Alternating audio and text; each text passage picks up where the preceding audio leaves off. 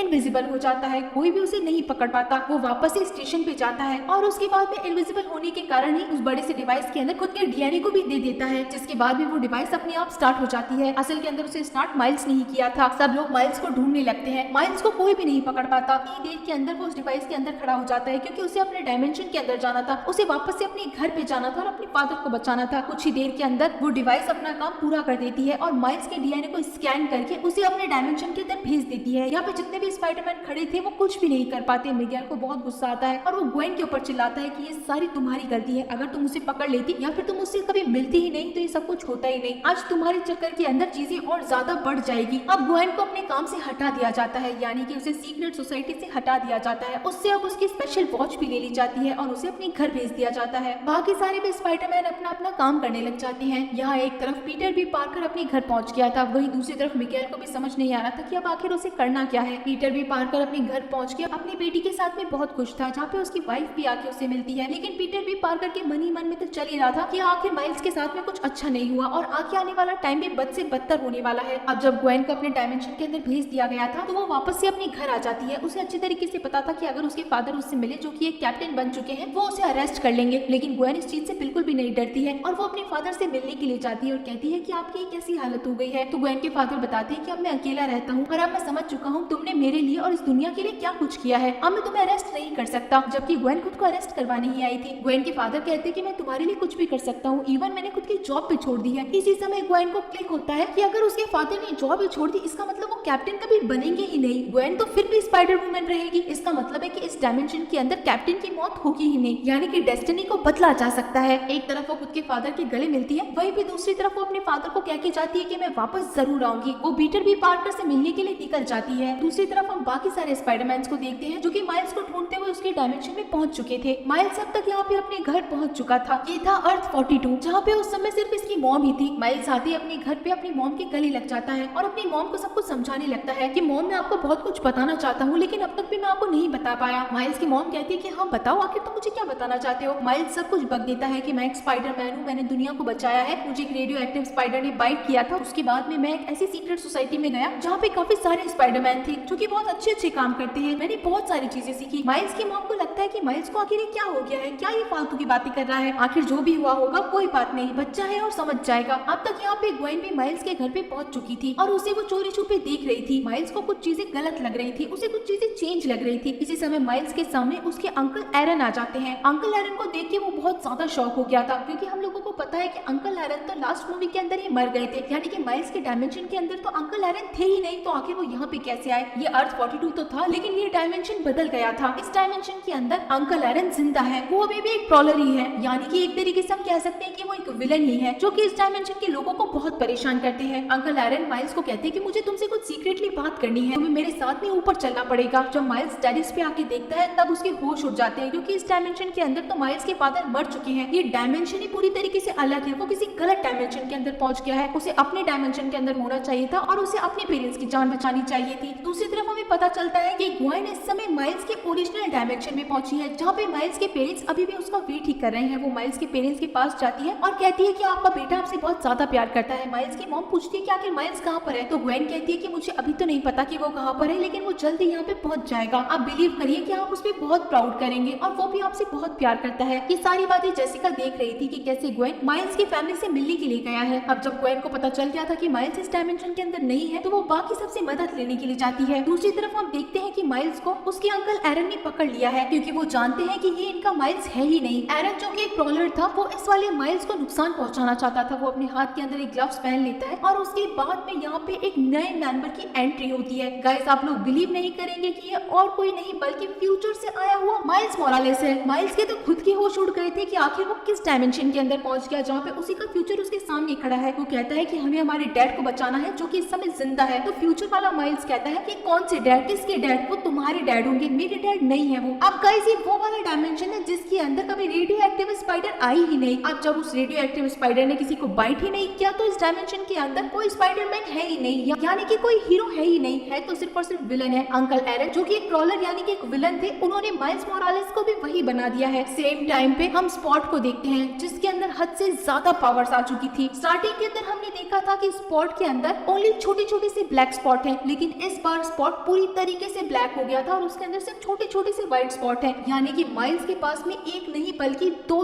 एक साथ में विलन आए हैं। उसे स्पॉट से भी लड़ना है, साथ ही में अपने फ्यूचर वाले माइल्स से भी लड़ना है। पीटर भी पार्कर इस समय अपने घर पे ही था और अब यहाँ पे ग्वेन अपनी एक पूरी टीम को इकट्ठा कर चुकी थी। इस टीम को अगर हम ध्यान से देखेंगे तो ग्वेन के साथ में पीटर भी पार्कर है, उसकी बेटी है, पवित्र प्रभाकर है, हॉबी है, साथ ही में और भी 2-4 स्पाइडरमैन है जिन्हें हम अच्छी तरीके से जानते हैं। और अब ये ग्वेन माइल्स को बचाने के लिए निकल गई थी। सेम टाइम पे हम माइल्स को भी देखते हैं जो कि अपने फिंगर से अपनी चेन को तोड़ने के लिए कुछ ना कुछ तो करने वाला था। और इसी सस्पेंस के साथ गाइस ये बहुत बड़ी मूवी यहीं पे खत्म हो जाती है।